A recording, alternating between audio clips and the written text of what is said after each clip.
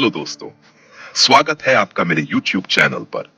आज मैं आपको भारत के 5 ऐसे रहस्यमयी किलों के बारे में बताने जा रहा हूं, जहां जाने से लोग डरते हैं और जहां आज भी अजीब घटनाएं होती रहती हैं। इन किलों के बारे में जानकर आप हैरान रह जाएंगे। तो चलिए शुरू करते हैं। नंबर 1, नाहरगढ़ किला।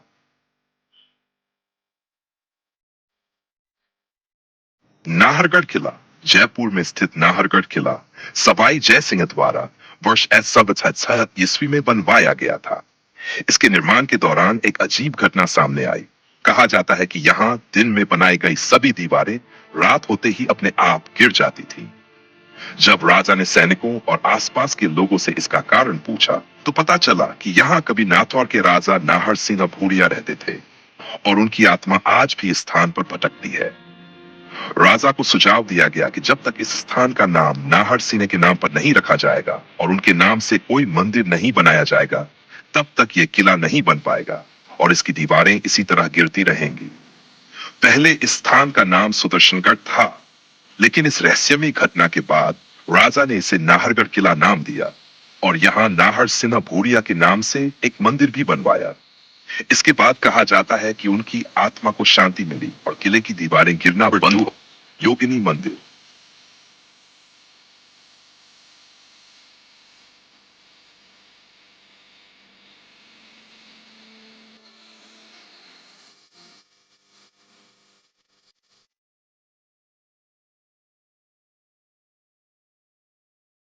भारत को मंदिरों की भूमि कहा जाता है और यहाँ कई प्राचीन और रहस्यमयी मंदिर स्थित हैं।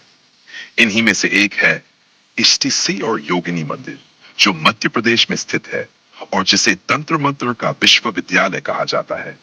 कहा जाता है कि ये लगभग 700 साल पुराना मंदिर राजाओं और महाराजाओं द्वारा तांत्रिक अनुष्ठानों के लिए उपयोग किया जाता था। आज भी अमावस्या की रात को देश विदेश से तांत्रिक, अघोरी और साधक इस मंदिर में तांत्रिक अनुष्ठान करने के लिए आते हैं। इस मंदिर की एक और खास बात यह है कि ऐसा माना जाता है कि इसी मंदिर की आकृति से नंबर 3, विजयगढ़ किला, उत्तर प्रदेश। विजयगढ़ किला, जो उत्तर प्रदेश के सोनभद्र जिले में स्थित है, का इतिहास महाभारत काल तक जाता है। यह किला चंद्रकांता किला के नाम से भी जाना जाता है, क्योंकि यहाँ के रंग महल में कभी विजयगढ़ की राजकुमारी चंद्रकांता निवास करती थी। 64 फीट ऊंचा यह किला कैमूर पर्वत श्रृंखला से घिरा हुआ है और इसे प्राचीन काल में विजयगिरी के नाम से जाना जाता था। ऐसा माना जाता है कि कभी यहाँ ऋषि मुनियों ने कठोर तपस्या की थी। इस किले को प्रसिद्धि तब मिली जब इनफोर्स आर्टिस्ट में देवकिंदन खत्री द्वारा लिखित हिंदी उपन्यास चंद्रकांता ने इसे पूरे देश में लोकप्रिय बना दिया। बाद में 1909 से रिस्टोर से 96 तक प्रसारित हुए हिंदी धारावाहिक चंद्रकांता इसे और भी प्रसिद्ध कर दिया, जिससे विजयगढ़ का नाम हर किसी की जुबान पर आ गया। यह किला दिन के उजाले में भी डरावना लगता है। ऐसा कहा जाता है कि इस किले के अंदर से नौगढ़ गुफा तक जाने का रास्ता था और इन गुफाओं में छुपे खजाने की कहानियां भी समय समय पर सुनने को मिलती है। इस किले के अंदर स्थित एक तालाब की गहराई आज तक कोई माप नहीं सका और यह तालाब भीषण गर्मी में भी कभी नहीं सूखता। नंबर 4, आटर किला फोर्ट।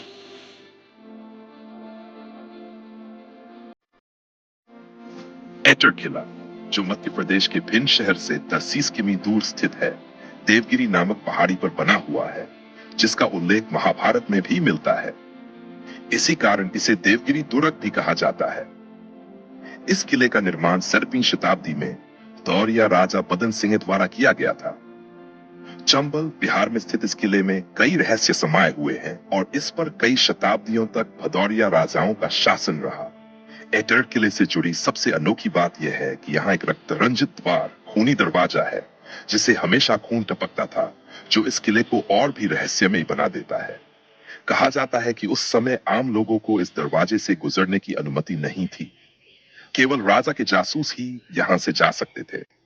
माना जाता है कि राजा यहाँ पर लाल पत्थर से बनी भेड़ का सिर काटकर रखवाते थे और नीचे एक कटोरा रखा जाता था, जिसमें लगातार खून टपकता रहता। राज के जासूस इस कटोरे से खून की एक बूंद लेकर शत्रुओं से जुड़ी जानकारी देते थे। लोगों का मानना है कि आज भी इस खूनी दरवाजे से खून टपकता है, जिसे ये किला रहस्य और डर का केंद्र बना हुआ है। नंबर 2, राजस्थान के अलवर जिले में स्थित अजबगढ़ किला एक रहस्यमयी और डरावना किला माना जाता है।